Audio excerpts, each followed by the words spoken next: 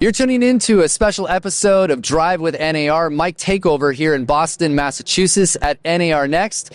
I'm James Dwiggins, co-host of the Real Estate Insiders Unfiltered podcast, a.k.a. Dwiggy, along with, he's still laughing, Keith Robinson. It's going to be funny probably forever. Whatever. We're just, my name badge, by the way, says Dwiggy Dwiggins, just for context. Indeed it does. So tell us about our guest, David Berenbaum, and I'm looking at his sheet because I need it, Deputy Assistant Secretary for Housing Counseling at HUD. Yeah. It was a good conversation. I didn't know anything about what HUD was doing in this regard. Yeah. First of all, he should get paid by the letter of his title, because that's the longest title I've ever heard. And he's also doing work. Yeah. They are.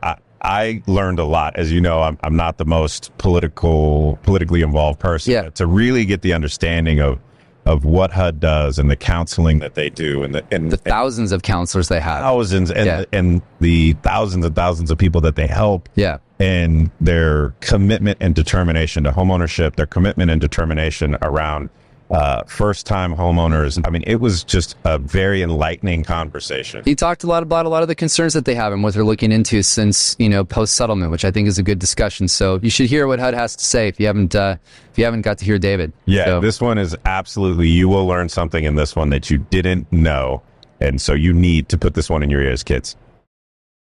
David, welcome to the podcast. We are excited to have you here. Thanks for giving us some of your time. I know you're a busy guy running around the conference the past few days. I'm going to get into some questions, but I first want to just have you explain a little bit about your background. You work for HUD, your role there, and then talk a little bit about housing counselors, because I'm going to dive into some of those questions around that. So thank you both. It's really a joy to be here with you today. Absolutely. And as well, engaging with all of the realtors and associates who are here at the conference. So I am relatively new to HUD. For almost 3 decades, I've served as a partner to the National Association of Realtors, HUD, and others in my role as an agency executive at multiple not-for-profit organizations. Okay. And candidly, during good times, challenging times, and bad times. And, for example, during the financial crisis, I served as CEO of the Homeownership Preservation Foundation, which, working with NAR and a host of other trade associations, helped 12 million Americans with housing counselors stay in their homes. Yeah. So 50 years ago, Congress, through the U.S. Department of Housing and Urban Development, created what is the Comprehensive Housing Counseling Program. After the financial crisis, on a bipartisan basis, an Office of Housing Counseling was stood up by Congress at HUD. And I am now the Deputy Assistant Secretary of that office. Okay. And our role is to ensure that consumers nationwide, whether they're renting, whether they're homeowners, have a trusted advisor. And in fact, the way I view it, they are part of the team working with all of our neighbors across the country, with realtors, with realtists, and others, to ensure that people have a safe and sustainable place to live. How big of a group of counselors is that? Yeah, that's a great question. So part of the process of becoming a housing counselor, it's a 2-step.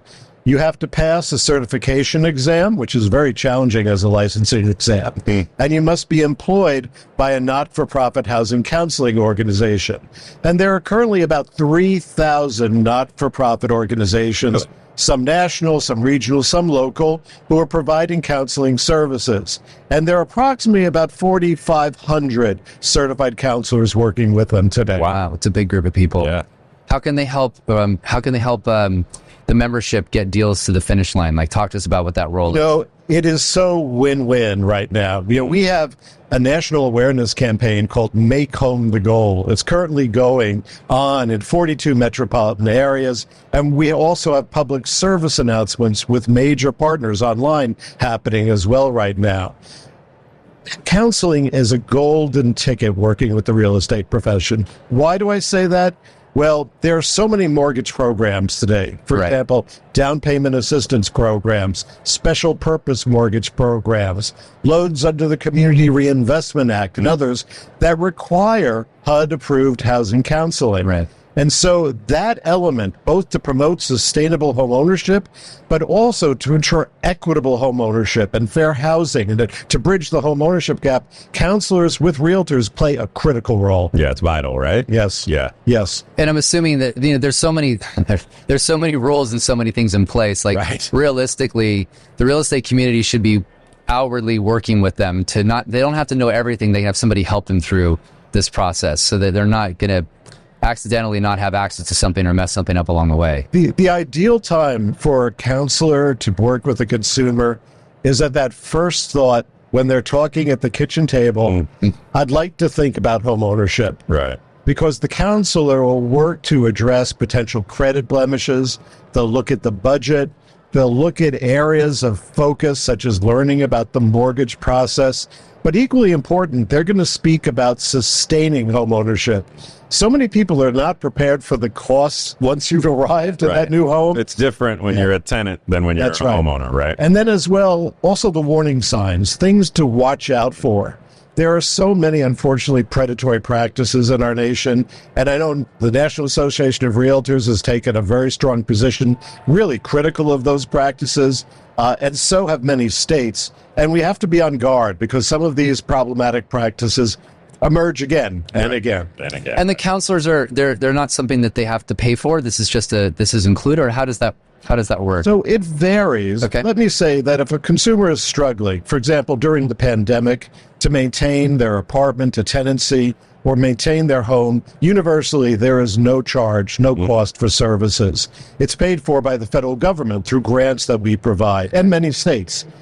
If a consumer is looking for pre-purchase counseling, the majority of organizations do not charge for homeownership education courses. Some organizations do have a very modest charge for one-on-one counseling. But I'll also add that many financial institutions, banks, mortgage lenders, they pay for that counseling so the consumer doesn't have to. But in the end, it's a great value to the consumer. And as our requirement for the federal government, if a consumer is a first-time home buyer, if it's a really tight transaction, of course, no cost to the new homeowner, the next generation homeowner. Yeah. I know that I know Keith has a question around some of the practice changes. So. Yeah. So, I mean, I don't know if you're aware, but we've had some structural practice changes to how real estate's done. Did you hear about that at all? We've heard about it. Heard a bit? Yes. So when it comes to that, and really specifically, this is something we talk about a lot on our podcast, is, the affordability is an issue across the board, right? But that first time home buyer is hypercritical. It's the biggest wealth creation event for most folks. Once you get your foot in the door, over time, your life changes in really radical and beautiful ways. What concerns, if any, do you have with the new approach and specifically for how it could impact a first-time home buyer? Right. So first, let me preface this with a statement that HUD has not taken an official position yet. However, the Office of Housing Counseling has a federal advisory committee, which includes representation. Paul Yorkis, for example, from the National Association of Realtors. And we have been looking at this issue since the litigation began. And there has been a recommendation, which has been approved by HUD leadership, where we are going to really focus in on educating the public and the housing counseling industry to the potential impact of this settlement.